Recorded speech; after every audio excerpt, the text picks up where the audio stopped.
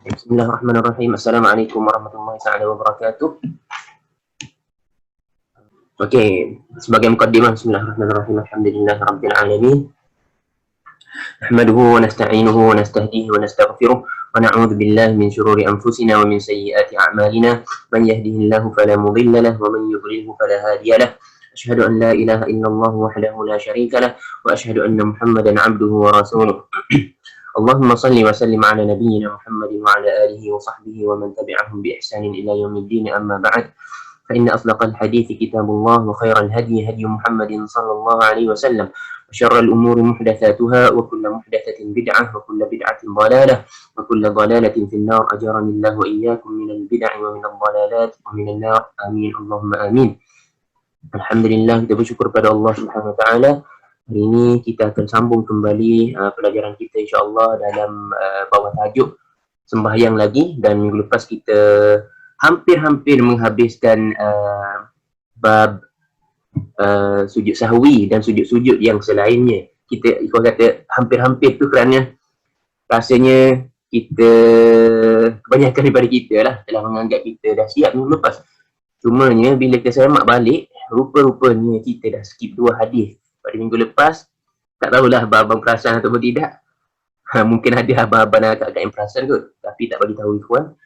Bila dah check balik, kita rupanya skip. Sebab itulah terfikir, bila nak jumpa hadis yang Nabi tak buat sujud tilawah ni kan.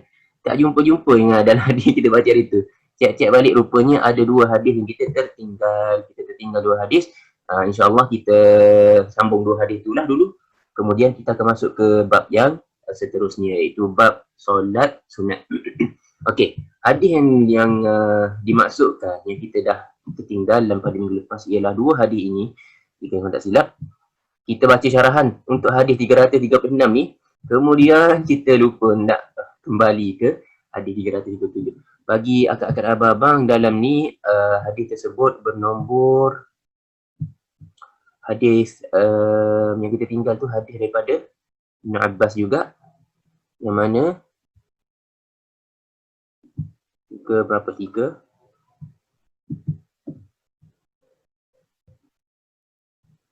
6 365 ya, 365 betul tak abang-abang kakak semua?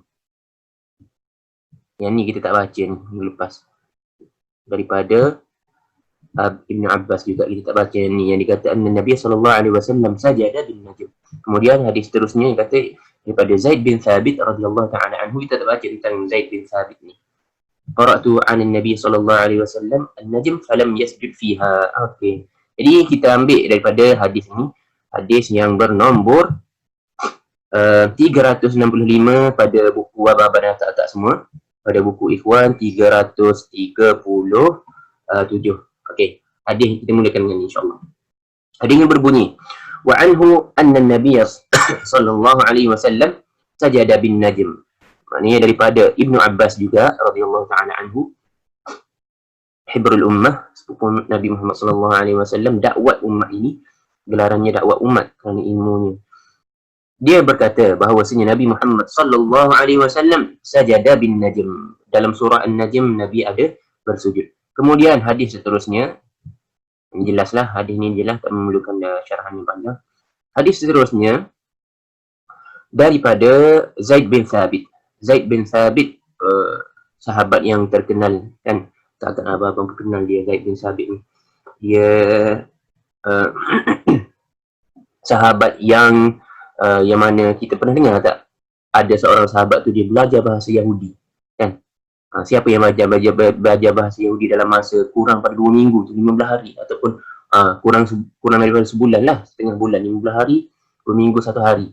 Dia belajar bahasa Yahudi sehingga dia boleh baca tulisan Yahudi dan dia boleh menulis, menjadi penulis Nabi untuk membaca kitab-kitab ataupun surat daripada kaum Yahudi. Nabi tak percaya ke kaum Yahudi sendiri. Nabi suruh Zaid bin Thabit belajar dalam masa 14 hari. Dia boleh menguasai bahasa Ibrani ataupun Hebrew, bahasa Yahudi. Okey, itulah dia Zaid bin Thabit. Dan Zaid bin Thabit juga ditugaskan untuk mengumpul Al-Quran tu. Dia penulis Nabi Muhammad SAW, antara salah seorang daripada penulis wahyu. Dia ditugaskan untuk penulis Al-Quran. Itu mukaddimah untuk perawi kita hari ini, Zaid bin Thabit radhiyallahu ta'ala anhu. Dia berkata, qara'tu 'ala Nabi sallallahu alaihi wasallam, aku telah membaca kepada Nabi Muhammad sallallahu alaihi wasallam An-Najm, surah An-Najm. Ni hadis ni, ingat ni, tadi sama. Yang diriwayatkan Ibn Abbas pun surah An-Najm, dan Ibn Abbas kata sajad, Nabi sujud. Kemudian Zaid bin Thabit kata, aku telah membaca kepada Nabi surah yang sama, iaitu surah An-Najm, falam yasjud fiha, tetapi Nabi tidak sujud padanya. Ini memberi makna apa? Ini memberi makna ketika bersama dengan Ibn Abbas, Nabi sujud, Ibn Abbas nampak surah yang sama, maknanya tempat sujud tilawah yang sama. Kemudian apabila bersama dengan Zaid bin Thabit kata Nabi tidak sujud, padahal membaca surah yang sama, tempat sujud tilawah yang sama. Memberi makna apa? Kedua-dua hadis ini memberi makna yang sujud tilawah tidaklah wajib. Seperti mana yang diperkatakan oleh setengah orang, dia takut-takut kan nak baca. Dah sekali tak baca Quran, takut jumpa sujud tilawah, tak tahu macam mana nak sujud. Dah sekali dia tak baca. Ada sujud tilawah ni adalah ni hadis dalil, hadis ni merupakan dalil ke atas kesunatan sujud tilawah, sunatnya sujud tilawah. Okey, jelas tu hadis penting ni, kita skip minggu lepas. Hadis ini muttafaq alaih, ada dalam Sahih Bukhari dan Muslim. Okey, itu adalah kiranya hadis terakhir pada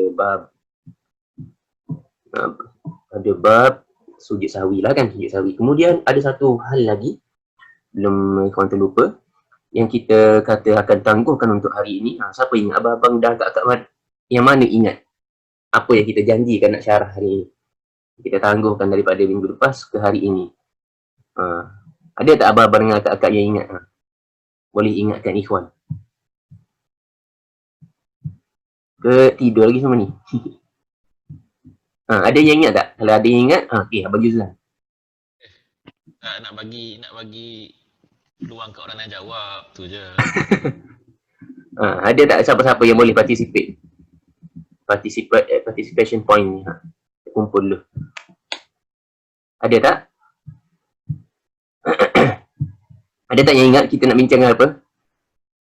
Last sekali, Ikhwan cakap akan bincangkan sesuatu, kemudian Abang Syarifan kata minggu depan Ustaz. Lepas tu kita tangguhkan. Ingat tak apa benda tu? Benda tu ialah, okay, tak ada orang jawab ni. Benda tu ialah kita nak tahu apa yang harus dibaca dalam sujud-sujud yang kita dah belajar tu, kan? Apa yang harus kita baca, bacaannya apa. Kalau dalam sujud sahwi, apa yang kita baca dalam sujud sahwi. Sujud tilawah, apa yang kita baca sujud tilawah, kan? Sujud syukur, apa yang kita baca dalam sujud syukur. Jawapannya mudah sahaja, alhamdulillah. Kalau dalam sujud sahwi, siapa boleh bagi tahu Ikhwan bacaan dia? Agaknya semua dah tahu, kan? Nak seorang yang bagi tahu Ikhwan apa yang kita baca dalam sujud sahwi. Ada juga participation, kena buat point ni. Banyak Zulam. Allah Akbar. Kena mute dulu kot. tak okay datang. Okay. Okey. Jadi sujud sahwi yang diketahui oleh ramai ialah bacaannya, kan? Kita belajar ni kat sekolah-sekolah dulu, kita belajar bacaan, ustaz kata kita berhafal. Sebab nak exam kalau tak hafal, tak boleh jawab lah. Pelajaran tu dia ajar. Jadi ustaz-ustaz kita ajar subhanaman la yanamu wa la yashu, bacaan ni subhanaman la yanamu wa la yashu, betul tak? Maha suci Allah yang tidak tidur dan tidak lupa. Dia kata macam tu bacaannya. Adakah betul? Bila kita cari-cari dan semak-semak, rupanya bacaan tersebut tiada asalnya. Maknanya perkara-perkara ibadah ni kita tahu dah, sumber dia hanya dua, iaitu Al-Quran dan hadis. Betul, agama Islam sumber dia banyak, sumber dalil untuk agama Islam banyak, bukan setakat Al-Quran dan hadis. Banyak lagi, ya, termasuk qiyas, termasuk ijma' ulama', termasuk al-istihsan, termasuk Imam Malik dia bagi tahu amal ahli Madinah, termasuk al-istishabil hal, apa lagi, banyak lagi, sunan ataupun syariah man qablana. Banyak lagi yang boleh menjadi dalil-dalil ataupun sumber dalam agama Islam, syariat Islam, dalil-dalil dalam syariat Islam. Syariat merangkumi semua perkara, semua aspek dalam agama Islam, semua aspek dalam agama Islam. Ini termasuklah ibadah, termasuklah muamalah, termasuklah usrah, ahwal syakhsiyah, termasuklah jual beli, termasuklah qada, termasuklah yang hukuman jenayah dan sebagainya. Agama Islam ni luas. Tetapi kita nak bercakap tentang ibadah. Ibadah, bila sebut tentang ibadah, hanya dua sahaja sandarannya. Jadi tak payahlah kita merasa, oh ustaz ni tak tahu kan, ustaz ni dia ingat kedua je sumpah. Tak. Kita kena letak dalam diri kita yang kemungkinan tak tahu. Kan? Bila bercakap ibadah, jangan sebut selain dua. Kerana ibadah hukumnya ataupun asalnya tauqifiyah. Tauqifiyah. Kita perlu mempunyai dalil. Ibadah mempunyai dalil, tak boleh suka-suka kita. Nak kias ke, nak ijma' ulama', kita panggil semua ulama', kita bincang. Kita nak reka ibadah baru. Boleh ke tak? Kalau semua ulama' bersetuju, maka timbullah ibadah baru. Boleh ke macam tu? Tak boleh. Tak boleh. Jadi ada ke ijma' ulama' dan kias dalam ibadah? Tidak ada. Yang ada sumbernya Al-Quran dan Sunnah. Jadi kita tanya, doa tadi, subhanallah ya namu alayhi semua tu, ibadah tu bukan? Ibadah ke bukan? Abang-abang boleh jawab ke tak? Tak. Kalau malu boleh guna chat room tu. Okay? Kalau ada masalah, suara ikhwan tak jelas apa, boleh beritahu. Jadi ibadah ke bukan? Jawapannya mudah, budak sekolah pun boleh jawab kan? Ibadah lah. Sama lagi, sujud sahwi kita lakukan dalam sembahyang. Jadi bila ibadah, dalilnya ada dua, sumber dalilnya ada dua. Kalau ada dalam dua sumber ini, maka boleh kita laksanakan. Kalau tiada, maka tidak boleh untuk kita laksanakan kerana ibadah tauqifiyah memerlukan dalil. Kita perlu berhenti sehingga dalil ada. Jadi boleh ke tak kita nak buat tu? Kita nak khususkan kepada sujud sahwi bacaan subhanallah ya namu alayhi su. Tidak boleh selagi mana tidak ada dalilnya. Dan ikhwan cakap tadi memang tiada, tak dijumpai dalilnya. Okey. Jadi apa yang perlu kita baca? Disebabkan sujud sahwi itu sujud. Dah ada yang tanya ni. Apa bacaan sujud sahwi yang ada dalil? Kena sabarlah sikit. Kena sabar sikit ya, kejap Okey. Benda mahal ni. Kita nak bagi tahu. Dan kita tak akan sorok apa-apa yang kita tahu insya-Allah. Kita akan kongsi semuanya. Apa bacaan sujud sahwi yang ada dalil? Yang ada dalilnya, bila benda tu sujud. Kita cari, bila benda tu sujud. Sujud kan? Bila sebut sujud. Apa bacaan yang Nabi ajar ketika sujud? Nabi Muhammad sallallahu alaihi wasallam bila dia baca sabbih isma rabbikal a'la, surah al-a'la tu ayat pertama, sabbih isma rabbikal a'la. Nabi Muhammad SAW bersabda untuk panduan sahabat-sahabatnya dan juga untuk panduan kita, panduan umat. Nabi Muhammad SAW bersabda, ij'aluha fi sujudikum. Jadikanlah bacaan tadi dalam sujud kamu. Dalam sujud kamu. Maknanya jadikan bacaan apa dalam sujud kita? Subhana rabbiyal a'la. Sebab nak baca ayat Al-Quran tu, ayat pertama tu, sabbih isma rabbikal a'la. Bertasbihlah dengan nama Tuhanmu yang maha tinggi. Maha tinggi. Maka kita, suruhan tersebut menyuruh kita menyebut subhana rabbiyal a'la. Subhana rabbiyal a'la. Jadi kerana itulah kita baca subhana rabbiyal a'la dalam sujud kita. Dan sujud-sujud lain pun namanya lagi sujud. Sujud tilawah. Sujud ke tak? Sujud juga. Sujud syukur. Sujud ke tak? Sujud juga. Sujud sahwi.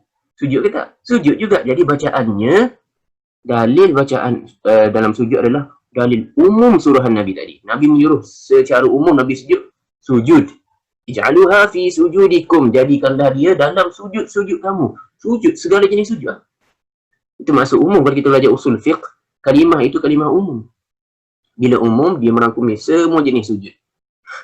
Jadi inilah satu-satunya, bukan satu-satunya, ada satu lagi insya-Allah kita akan dikongsikan juga. Jadi ini adalah satu bacaan yang mempunyai dalilnya ketika sujud, termasuk sujud sahwi, sujud tilawah dan sujud syukur. Cuma sujud syukur kita boleh tambah kerana Nabi pernah baca sujud syukur, sujudnya panjang sedikit. Dan sujud syukur ni kita bersyukurlah, kita sebutlah pada Allah Subhanahu Wa Taala, bersyukur tentang apa yang kita dapat. Kan kita sebut, ya Allah bantulah aku untuk mensyukuri nikmatmu ini. Ya Allah aku bersyukur kepadamu atas apa, atas bala yang telah engkau tolak daripadaku, engkau hindarkan daripadaku. Contohnya untuk sujud syukur. Jadi kembali pada sujud sahwi. Tapi kita baca subhana rabbiyal a'la. Tapi kalau nak baca ada juga riwayat subhana rabbiyal a'la wa bihamdih. Okey. Kemudian kalau kita rujuk kembali, nak jaga dalil lagi. Kalau kita rujuk kembali dalam hadis-hadis Nabi Muhammad sallallahu alaihi wasallam berkaitan sujud sahwi sebelum ni, ada sahabat mengatakan Nabi Muhammad sallallahu alaihi wasallam sujud dengan sujud yang sama seperti sujudnya yang bukan sahwi, seperti sujudnya yang lain, au atwal, ataupun lebih panjang. Ataupun lebih panjang di sini bukan syarat daripada perawi. Dia dalam bahasa Arab ni bila disebut ataupun lebih panjang ataupun lebih lama tu, dia nak maksudkan sujud itu sama seperti sujud dalam solat yang biasa. Kalau tak lebih pendek, dia adalah lebih panjang. Macam tu. Memberi makna apa tu? Memberi makna sujud tu kalau bukan lebih panjang pun dia tak pendek pada yang biasa. Macam tu lah. Cumanya secara makna, secara general, secara bahasanya, bila sahabat meriwayatkan Nabi baca sujudnya adalah dalam keadaan panjang yang sama dengan keadaan panjang sujud-sujudnya yang lain, ataupun kalau tak sama pun lebih panjang, dia nak nyatakan memang betul-betul sama. Itu maksud dari segi bahasanya. Sebab seolah-olah dia nak kata tak kurang pada sujud yang sebelum tu, sujud-sujud biasa. Kalau tak pun lebih panjang. Kurang tidak, lebih panjang. Kalau ya pun lebih panjang. Kalau berbeza pun lebih panjang. Itu maksud dia. Bila dia sebut kalau berbeza pun lebih panjang daripada yang biasa, memberi makna dia nak streskan sama betul-betul. Tak pendek daripada yang biasa. Bahkan lebih panjang. Kalau nak cakap beza pun bahkan lebih panjang.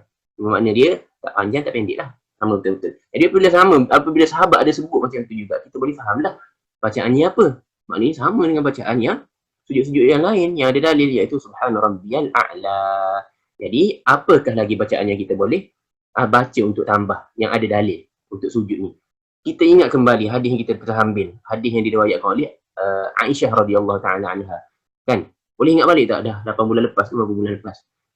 Pada bulan 2 ke bulan 1 kita belajar hadis Aisyah radhiyallahu taala anha. Aisyah kata Nabi banyak membaca dalam sujud dan rukuknya. Apa yang Nabi baca? Nabi baca subhanakallahumma wa bihamdika wa subhanakallahumma rabbana wa bihamdika Allahumma ighfirli. Itu bacaan yang Aisyah kata dia dengar daripada Nabi Muhammad sallallahu alaihi wasallam. Nabi Muhammad sallallahu alaihi wasallam memperbanyakkan bacaan subhanakallahumma wa bihamdika Allahumma ighfirli. Apa boleh tulis tu kalau sebelum ni tak ditakdirkan untuk hadir majlis bacaan hadis tu, boleh tulis sekarang, boleh kita amalkan kan. Kita subhana rabbiyal a'la wa bihamdi subhana rabbiyal a'la wa bihamdi, boleh tambah yang tu subhanakallahumma wa bihamdika. Maha suci Allah Tuhan dan segala puji bagimu. Allahumma ighfirli. Ya Allah ampunkanlah aku. Itu maksud bacaan tersebut. Subhanakallahumma rabbana, Tuhan kami, wa bihamdika, dan dengan kepujianmu, Allahumma ighfirli, ya Allah ampunkan dosaku.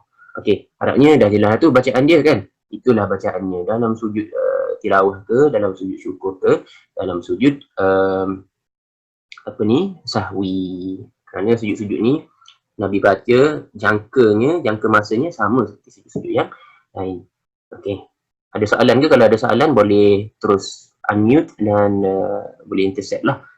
Boleh cakap insya-Allah. Tapi kalau kita dah baca gitu selama ni macam mana Sebab yang tu kita belajar dulu kan. Tak ada bimbang.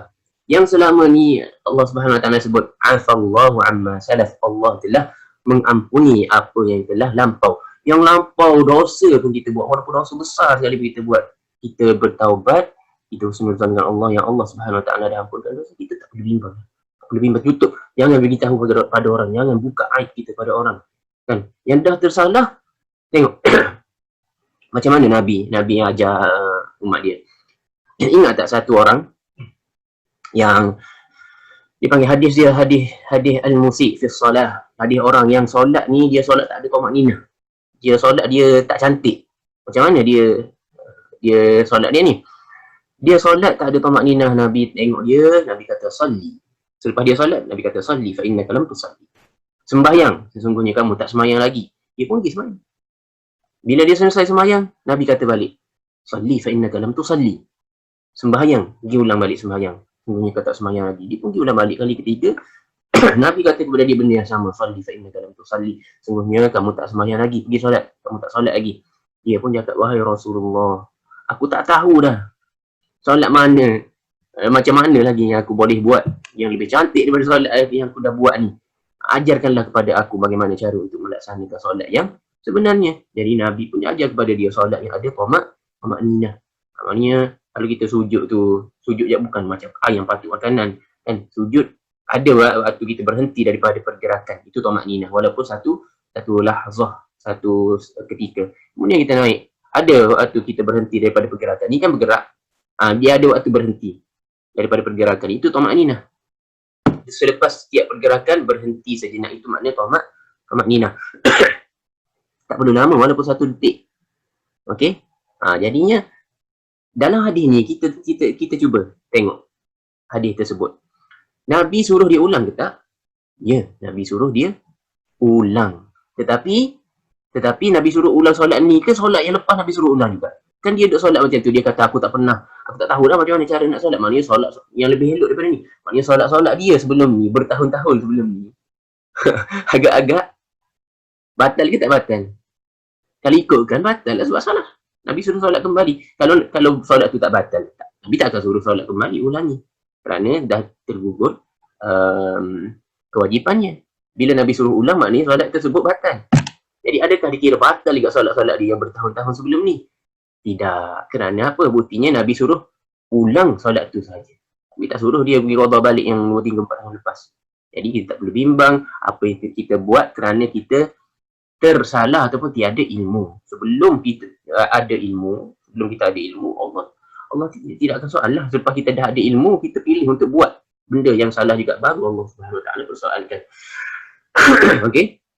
Selagi mana kita buat dan kita merasakan benda itu yang betul, kita tidak akan dipersoalkan. Tetapi sebaik mana kita dah tahu ilmu, kita dah tahu sesuatu yang betul, kemudian kita laksanakan juga yang salah, kan? Tidak kira lah apa sebabnya, kalau kita dah tahu yang betul daripada dalilnya, kita pilih untuk lakukan yang salah juga, barulah Allah Subhanahu Wa Taala tak kira.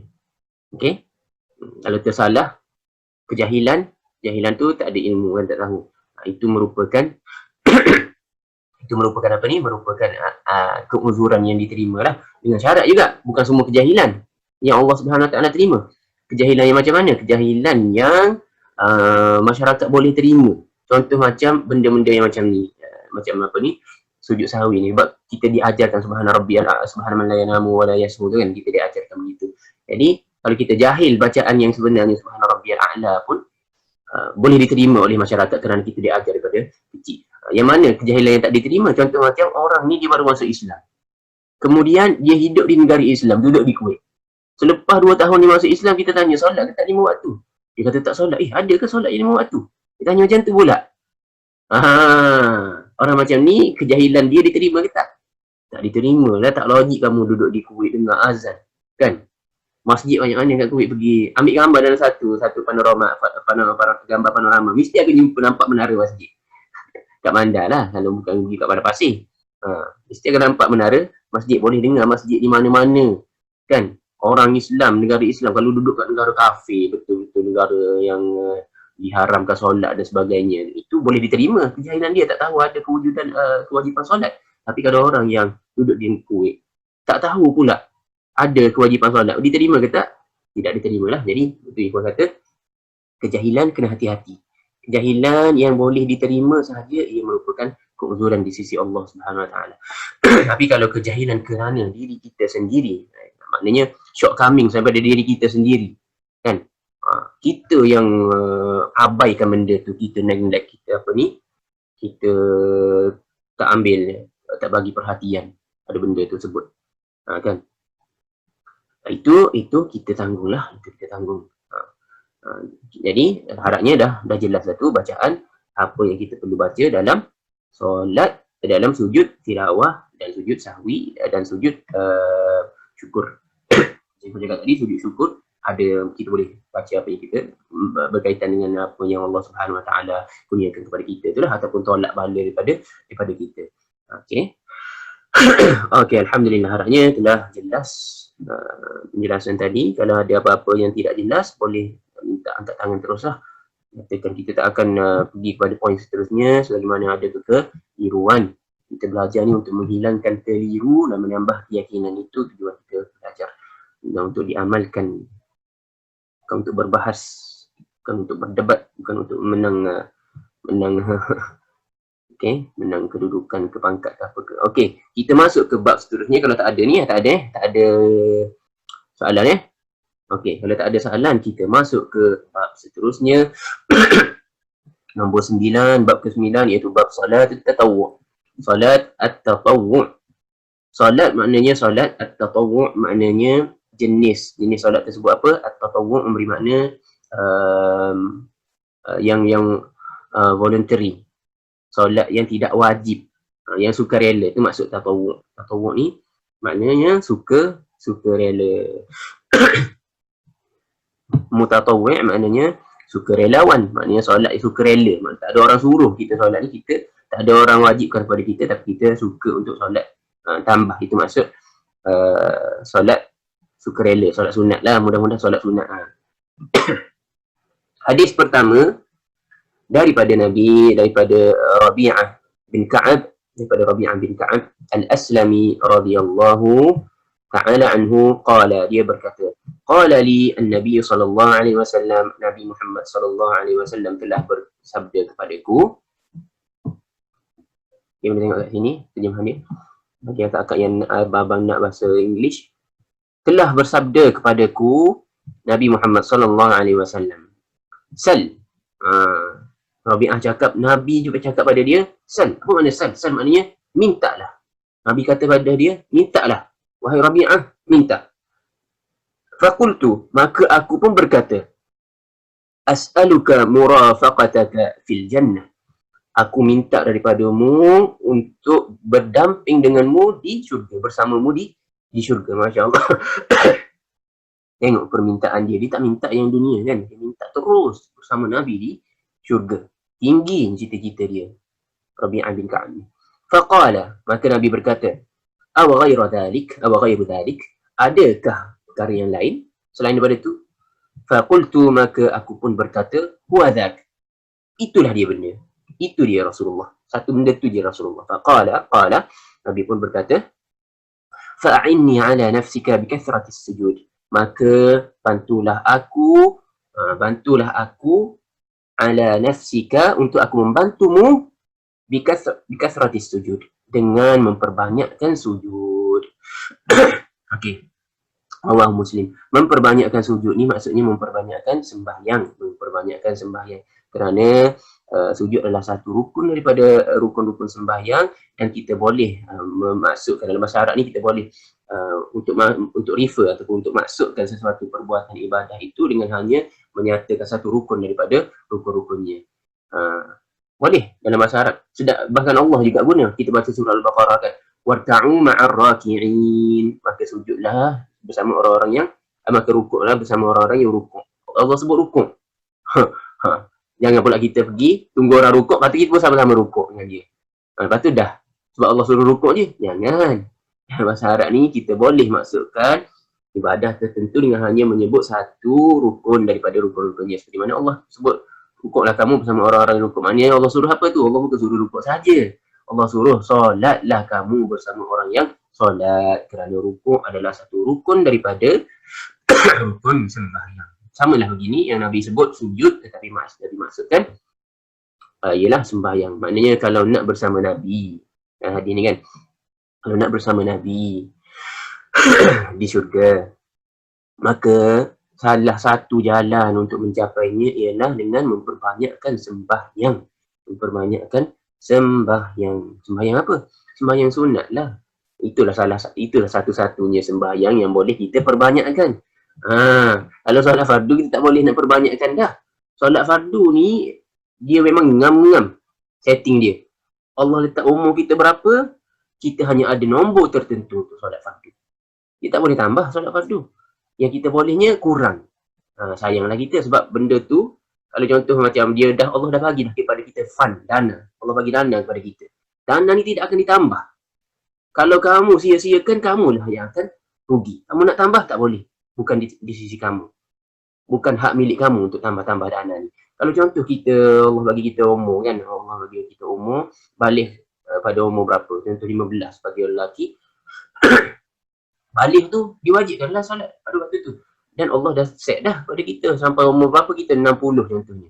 Pada 15 sampai 60. Berapa tahun je kat situ kan? 15, 60 maknanya ada 45 tahun. Betul salah tu? Betul kan? 45 tahun. 45 tahun. Solat dalam setahun ada berapa hari? 365 contohnya. 365 darab dengan 45 tadi, darab pula dengan 5. Itu sahaja jumlah solat yang kita ada. Itu sahaja jumlah solat fardu yang kita ada. Jadi, kalau kita sia-siakan, kita main-main. Okey, hari ni boleh solat jemaah contohnya, kita pun tak pergi solat jemaah, main-main. Kan? Hari ni boleh solat di masjid contohnya, kita pun main-main. Tak pergi solat dia. Maknanya tak lakukan sesempurna yang paling sempurna, tahap yang paling sempurna untuk kita laksanakan solat itu. Kita tak ambil peluang untuk laksanakannya sedemikian. Rugilah kita sebab solat tu dah daripada 1000 solat yang masih ada untuk kita, dah hilang dah. Jadi 999 dah hilang satu. Kan? Setiap hari akan kurang peluang untuk kita solat fardu. Kurang sehingga habis nyawa kita. Kita tak tahu sebenarnya ada solat fardu pada kita lagi yang berbaki dalam akaun kita, ada berapa kali solat fardu lagi sebenarnya. Kita tak tahu. Mungkin bagi kita ada 10, ada 20, kita tak tahu. Kan? Kita tak tahu ajar kita. Jadi setiap peluang yang ada untuk kita boleh solat fardu sesempurnanya, kita lakukan sebaik mungkin. Boleh solat di masjid, solat di masjid sesempurnanya, sekhusyuknya. Ada benda yang sunat kita boleh lakukan, kita buat. Yang bacaan-bacaan sunat kita buat. Kita nak solat kita ni, yang nak hilang kejap lagi ni, kan, nak kurang daripada akaun kita ni, kita nak dia kurang dengan cara yang terbaik. Itu maksudnya. Okey, jadi solat yang kita boleh perbanyakkan, yang Nabi suruh Rabi'ah bin Ka'ab perbanyakkan ni adalah solat sunat. Solat sunat, ya. Solat sunat. Tidak ada kekeliruan di situ. Solat sunat. Kita kena perbanyakkan solat sunat. Bila sebut solat sunat ni sebenarnya dia terbahagi kepada 4 jenis solat. Betul ke tak? Pada 4 jenis solat sunat ni. Siapa boleh bagi tahu? 4 jenis solat. Kalau sebut solat sunat, 4 jenis solat. Siapa boleh bagi tahu? Secara generalnya ada 4 jenis solat. Tak ada lagi, tak ada participation lagi. Okey, tak apa. Satunya, solat sunnah yang kita tahu, yang ramai orang tahu, iaitu solat sunat yang terikat dengan apa? Dengan solat fardu, kan? Bukankah semua orang tahu bahawasanya disyariatkan solat sunat ini kerana ia merupakan tambahan untuk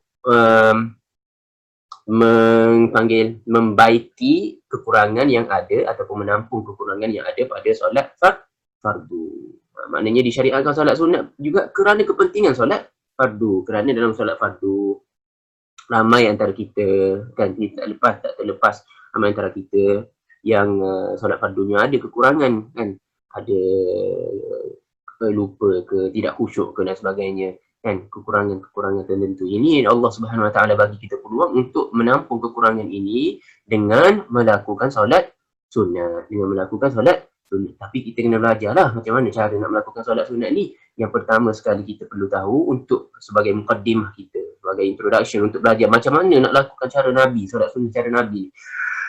Kan, kebanyakan kita tahu pun sebab ikut orang solat lepas zuhur, kita solat juga lepas zuhur. Orang solat sebelum subuh, kita solat juga sebelum subuh. Sebenarnya agama ni kena belajar, tak boleh ikut-ikut. Bahaya mengikut-ikut dalam agama. Kalau kita terikut yang salah, habislah kita.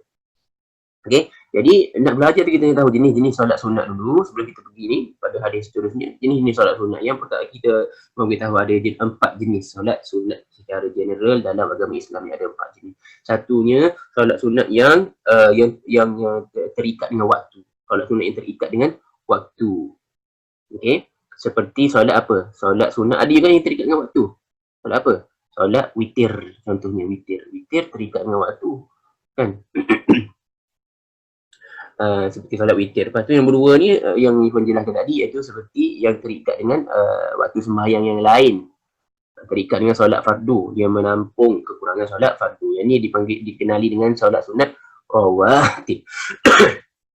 Solat sunat rawatib. Kemudian solat sunat yang terikat dengan sebab, dia ada sebab dilakukan.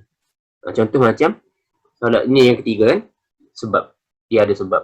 Contoh macam solat sunat tahiyatul masjid. Kenapa kita buat? Lepas ni nak pergi solat Jumaat kan? Nak pergi solat Jumaat, jangan lupa sebelum duduk tu solat sunat tahiyatul masjid 2 rakaat dulu. Kerana apa? Penting, ni penting. Penting, terlampau penting. Kerana Nabi Muhammad SAW pernah waktu dia berkhutbah, ada orang masuk untuk solat Jumaat. Dia tengok Nabi khutbah, dia duduk. Nabi hentikan khutbah. Nabi tunjuk pada dia, kamu yang tak solat tadi, bangun solat 2 rakaat. Maknanya penting ke tak solat tahiyatul masjid tu? Penting. Kita sahaja yang pandang remeh. Sebenarnya solat tahiyatul masjid ni penting.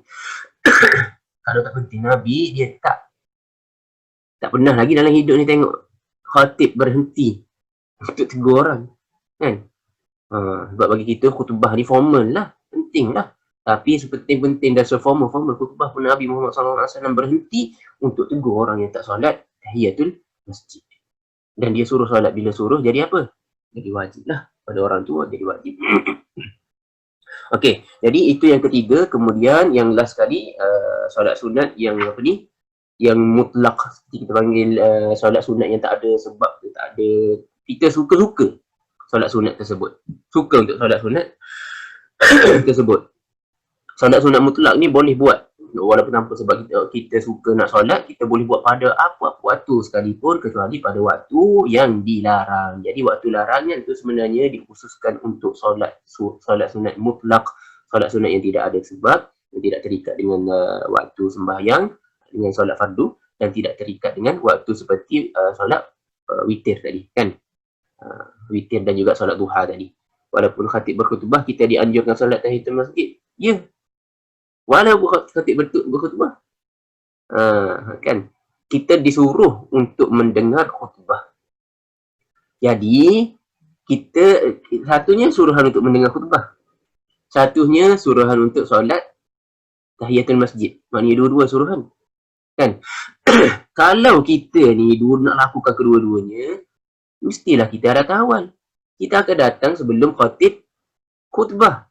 Kenapa? Kerana bila khatib dah start khutbah, kita disuruh untuk tahiyatul, kita disuruh untuk mendengar khutbah, bukan untuk solat lagi. Kan? Tak boleh nak bangun solat sunat ketika mana khatib sedang berkhutbah. Tak boleh nak bangun solat sunat biasa, solat sunat mutlak. Tak boleh.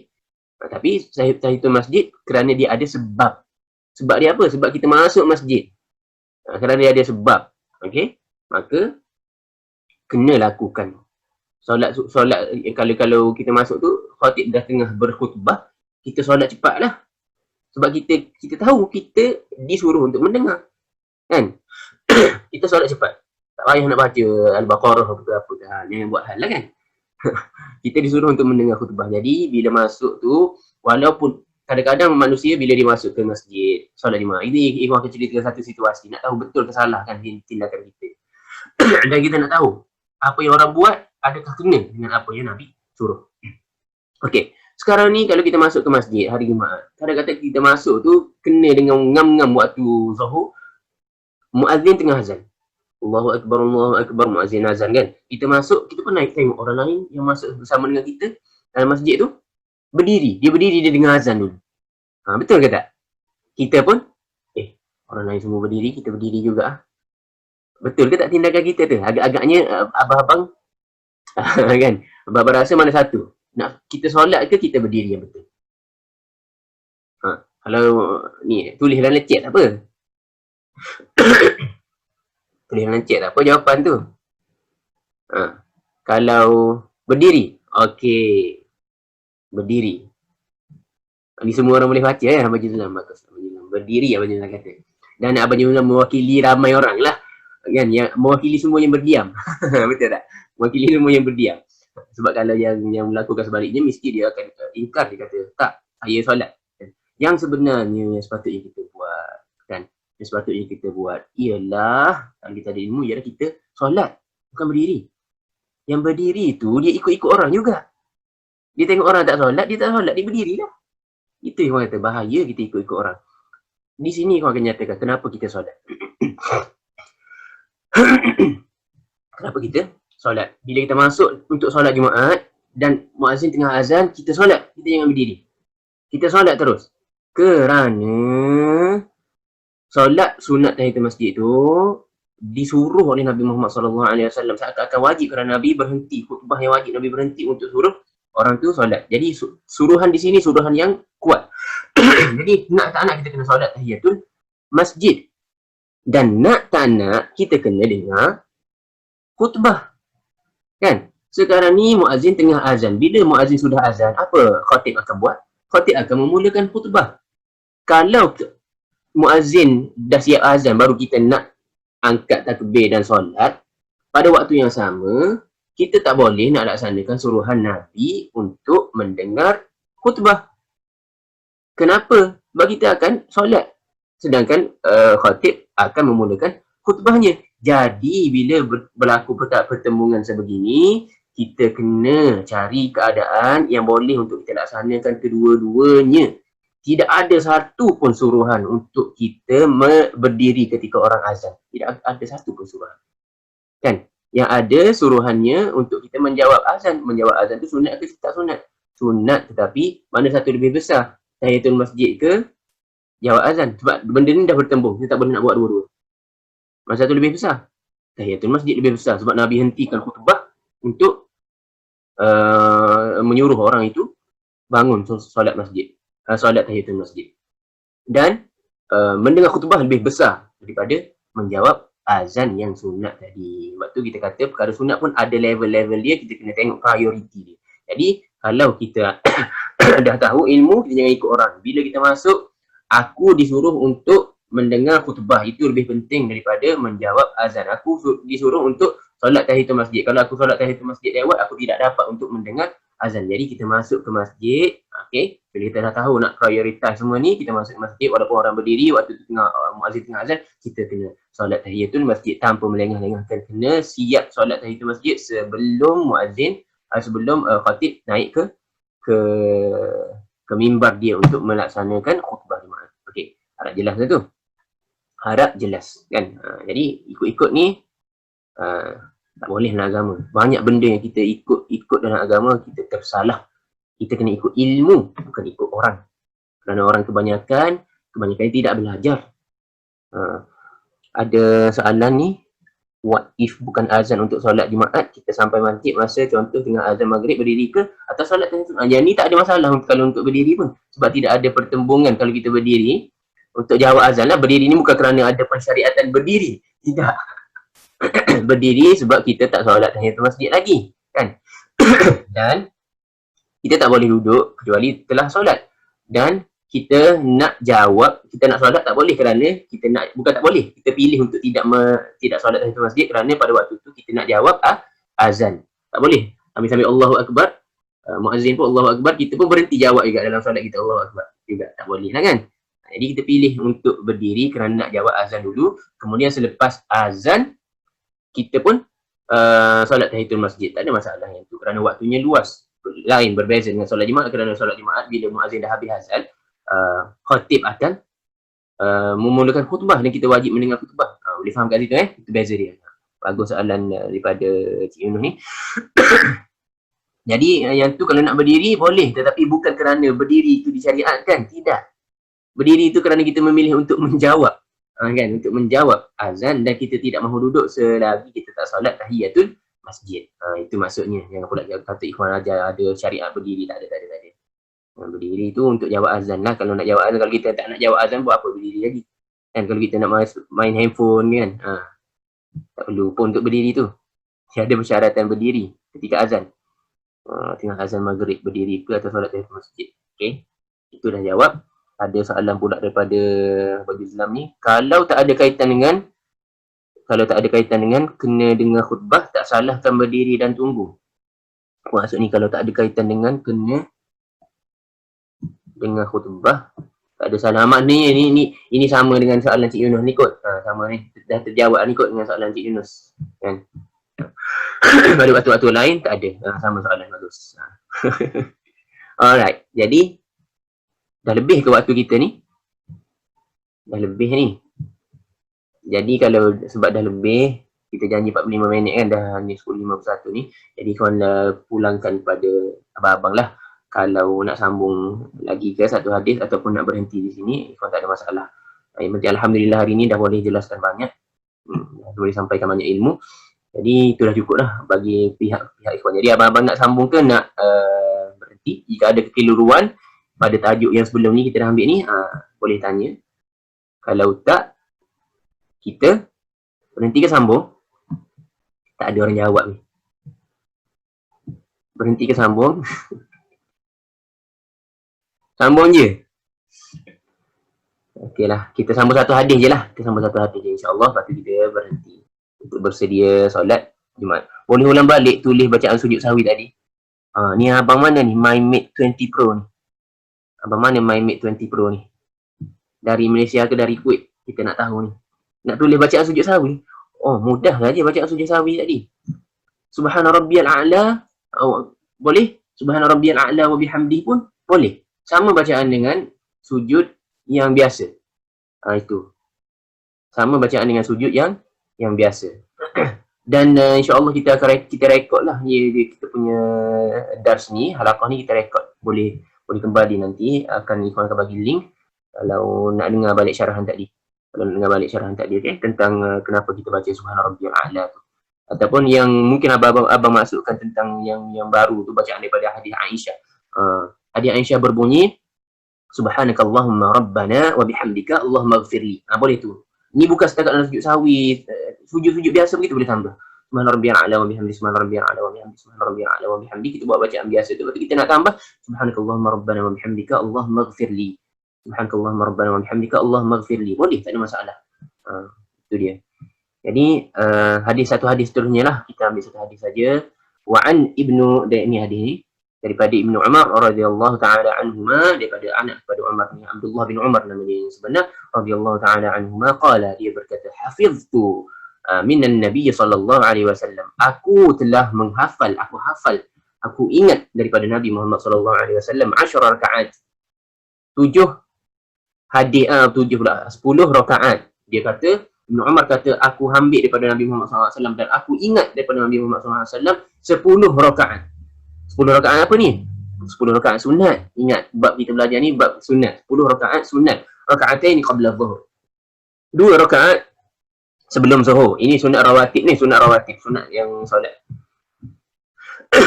Sunat yang berkaitan dengan sembahyang. Mana dah hilang dah.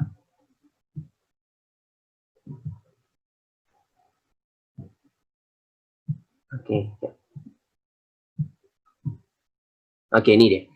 2 rakaat sebelum zuhur. Maknanya ada sunat rawatib tak? Sunat rawatibah tak sebelum zuhur? Ada 2 rakaat sebelum zuhur. Rakaatain ba'daha. Kemudian lepas zuhur ada ke tak solat sunat? Ada. Ni Ibnu Umar kata. Wa rakaatain ba'dal maghrib. Kemudian 2 rakaat sebelum maghrib. Apa dia skip solat asar? Tak ada kat sini solat asar. Sebelum solat asar tak ada rawatib. Kemudian 2 rakaat selepas maghrib katanya. Selepas maghrib ada 2 rakaat. Dah berapa dah ni? 2, 4, 6. Dah 6. Ada 4 lagi. Fi baitihi, ingat tu. Solat maghrib dia kata Nabi lakukan di rumahnya. 2 rakaat selepas maghrib di rumahnya. Ibnu Umar kata Nabi buat di rumah. Wa raka'ataini ba'dal isya, dan 2 rakaat maknanya selepas maghrib Nabi buat ke tak? Nabi tak buat. Selepas maghrib Nabi buat. Sebelum maghrib Nabi tak buat kan. Kat sini dikata selepas maghrib. Sebelum maghrib Nabi tak buat. Tapi ada dalam hadis yang lain Nabi kata siapa nak buat boleh, tak ada masalah. Liman sya'. Sebelum maghrib liman sya', Nabi sebut macam tu. Kepada siapa yang ingin. Wa raka'ataini ba'dal isya', dan 2 rakaat selepas isya', selepas solat isya' fi baitihi. Tengok ni. Lepas tu kita kena belajar agak sebenarnya solat sunat ni di mana? Fi baitihi, di rumahnya. Wa raka'ataini qabla as-subh, dan 2 rakaat sebelum subuh. Muttafaqun alaih. Ada dalam sahih Bukhari dan Muslim. Wa fi riwayah lahumā raka'ataini ba'dal jum'ati fi baitihi, dan ada riwayah yang lain yang mengatakan 2 rakaat selepas Jumaat di rumahnya. Maknanya sebelum Jumaat ada ke tak solat ratib? Tidak ada. Sebelum Jumaat rupanya tak ada solat ratib. 2 rakaat tu, tak ada. Okey? Tak ada. Yang orang Malaysia kita tak buat. Kalau kita ke masjid Malaysia, semua orang bangun. Lepas azan tu, azan pertama. Padahal azan pertama tu dah dalam waktu dah. Kalau kat Malaysia kita kan, sepatutnya azan pertama luar waktu. Supaya orang datang ke masjid. Bila azan yang kedua, itu azan zuhur. Yang mana dah kena khutbah dah selepas tu. Kita tak tahulah asal usulnya dari mana. Kita pergi buat azan, kemudian lepas azan tu kita solat sunat rawatib zuhur, padahal tak ada. Rawatib zuhur, rawatib Jumaat. Tak ada rawatib Jumaat yang sebelum. Tak ada. Kemudian kita pun pergi azan sekali lagi lepas rawatib tu, kita pergi azan sekali lagi. Sedangkan dah azan dah tadi untuk masuk waktu. Mana ada Nabi pernah buat dalam zaman dia, ketika zaman sahabat pun tak ada yang pernah buat 2 kali azan dalam satu waktu. Yang ada azan subuh, itu pun sebelum waktu. 2 azan hanya azan subuh, iaitu sebelum waktu. Ada azan subuh dan azan Jumaat sebelum masuk waktu. Bila dah masuk waktu, hanya sekali azan saja. Okey, jadi di sini hadis ni kita boleh nampak ada yang menunjukkan selepas Jumaat ada ratib, tetapi sebelum Jumaat tiada. Hadis ni sebenarnya memerlukan syarahan yang panjang ni sebenarnya. Jadi kita kira itu sebagai mukadimah untuk episod akan datang lah, insya-Allah. Sebab tak boleh nak panjangkan lagi di sini dan tak cukup kalau masa untuk kita syarahkan hadis di sini, dan tak elok, tak kena dengan hak hadis tersebut. Kita tak melaksanakan, tidak memberi sepenuhnya hak hadis jika kita baca hadis yang patutnya disyarah panjang dalam waktu yang singkat. Tak kena macam tu. Jadi kita ikhlas, kita tangguh dah dulu majlis kita ni insya-Allah ke minggu hadapan, dan kita akan mulakan insya-Allah dengan hadis daripada Ibnu Umar ni insya-Allah. Okey, kalau ikhwan lupa boleh abang-abang boleh ingatkan. Jadi jika tak ada soalan, ikhwan harap abang-abang dan kakak semua enjoy dengan pelajaran kita hari ini, perkongsian hadis kita hari ini, dan ada manfaat daripadanya. Semoga Allah Subhanahu Wa Taala jadikan pertemuan kita hari ini hujah kepada diri kita di akhirat kelak. Boleh kita mengamalkan apa yang kita ketahui dan kita meninggalkan segala yang bukan daripada ajaran Islam yang telah kita ketahui walaupun telah lama kita amalkan. Semoga ia menjadi hujah untuk diri kita, bukan ke atas kita. Jika tidak ada soalan, kau kira 1, 2, 3 1, 2, 3. Tak ada soalan, kita tutup ni. Ada juga soalan daripada kita. Okey. Tatawuk tu maksudnya tatawuk maknanya voluntary. Voluntary. Maknanya kita suka rela. Solat sunat lah. Solat sunat. Maksudnya solat sunat, betul. Solat tatawuk ni maknanya solat sunat lah, voluntary. Yang tambahan. Tidak diwajibkan tetapi boleh untuk kita laksanakan. Itu maksud dia. Okey, jadi jika tak ada soalan lain, kita tangguh majlis ini ke insya-Allah hari Jumaat depan. Subhanakallahumma wa bihamdika asyhadu an la ilaha illa anta nastaghfiruka wa natubu ilaik. Assalamualaikum warahmatullahi taala wabarakatuh. Jazakumullah khairan katsira. Okey, kita boleh berhenti ni. Mana tempat end.